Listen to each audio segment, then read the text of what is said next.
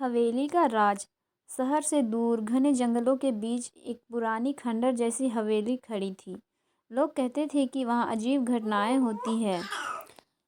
कुछ ने वहाँ से डरावनी आवाज़ें सुनी थी, तो कुछ ने दावा किया था कि उन्होंने हवेली की खिड़कियों से परछाइयाँ देखी थी। राहुल को रहस्यमय जगहों के बारे में जानने का बहुत शौक था।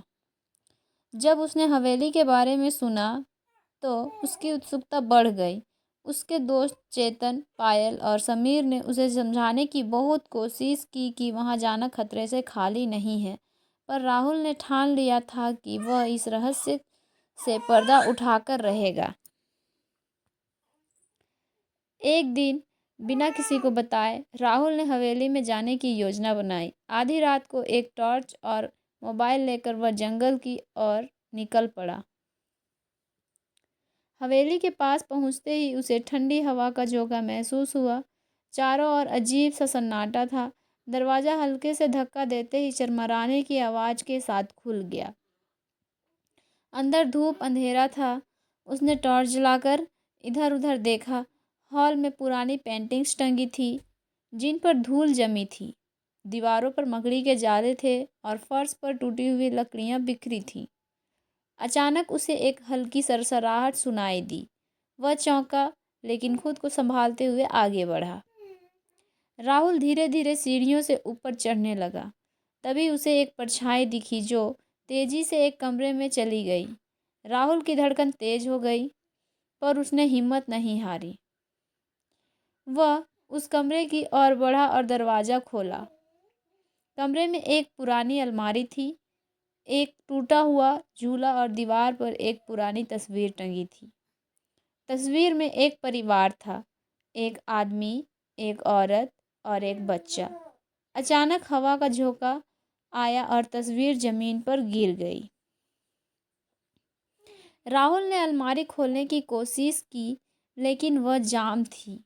तभी उसे पीछे से किसी के सांस लेने की आवाज़ सुनाई दी। तुरंत उसने मुड़कर देखा, पर वहाँ कोई नहीं था। राहुल अलमारी के पास गया और जोर से धक्का दिया। तभी अलमारी के पीछे एक गुप्त दरवाज़ा दिखा। राहुल ने उसे खोला और अंदर झांका। कमरा एक तहखाने में खुला था। वहाँ कुछ पुराने सामान रखे थे और एक मेज पर ढेर सारे कागज़ फैले थे। एक डायरी पड़ी थी जिस पर धूल की मोटी परत जमी थी। राहुल ने उसे उठाया और पहला पन्ना खोला। लिखा था, यदि कोई यह डायरी पढ़ रहा है तो उसे यह जान लेना चाहिए कि इस हवेली में कुछ रहस्य छुपे हैं।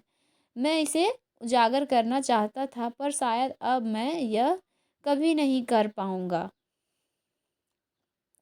राहुल ने पन्ने पलटने शुरू किए। डायरी के अनुसार यह हवेली कभी राजा विक्रम सिंह की थी। उसके पास एक बहुमूल्य हीरा था जिसे नवरत्न मणि कहा जाता था। कहा जाता था कि वह हीरा इतना शक्तिशाली था कि जो भी उसे छूता उसकी किस्मत बदल जाती। लेकिन एक दिन वह हीरा रहस्यमय तरीके से गायब हो गया और उसी के बाद राजा भी लापता हो गए। राहुल जब डायरी पढ़ रहा था, तभी अचानक किसी के पैरों की आहट सुनाई दी। वह तेजी से मुड़ा, लेकिन कुछ नहीं दिखा। अचानक दरवाज़ा खुद ब खुद बंद हो गया। राहुल ने दरवाज़ा खोलने की कोशिश की, पर वह अंदर से लॉक हो चुका था। तभी एक धीमी आवाज़ आई, तुम्हें यहाँ नहीं आना चाहिए था। राहुल का दिल तेजी से धड़कने लगा। उसने टॉर्च चारों ओर घुमाई। तभी एक छाया उसके सामने आई। वह डर के मारे पीछे हट गया। कौन है तुम? राहुल ने डरते हुए पूछा। परछाई धीरे धीरे पास आई और अब राहुल को स्पष्ट दिखा। यह कोई भूत नहीं बल्कि एक बूढ़ा आदमी था। बूढ़े आदमी ने धीरे से कहा, मैं इस हवेली का चौकीदार हूँ।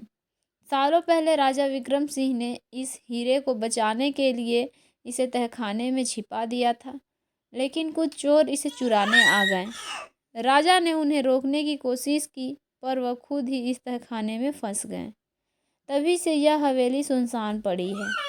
लेकिन लोग कहते हैं कि यहाँ भूत है। राहुल ने पूछा। बूढ़ा हंसा, यह सिर्फ अफवाहें हैं। लोगों को डराने के लिए ही ये कहानियाँ फैलाई गई है ताकि कोई इस हीरे तक ना पहुँचे। राहुल ने चारों ओर देखा। उसे एक पुरानी तिजोरी दिखी। बूढ़े आदमी ने एक चाबी निकाली और तिजोरी खोली। अंदर एक छोटा सा डिब्बा रखा था। जब बूढ़े ने उसे खोला तो अंदर चमचमाता हुआ नवरत्न मणि रखा था। अब यह क्या होगा? राहुल ने पूछा। इसे सरकार को सौंपा जाएगा ताकि यह सही हाथों में रहे, बूढ़े ने कहा। राहुल मुस्कुराया। उसने हवेली के सबसे बड़े रहस्य से पर्दा उठा दिया था। अगली सुबह उसने पुलिस को सूचना दी और नवरत्न मणि को संग्रहालय में सुरक्षित रख दिया गया। राहुल ने साबित कर दिया कि कभी कभी डर सिर्फ मन का वहम होता है और हिम्मत से हर रहस्य सुलझाया जा सकता है। धन्यवाद।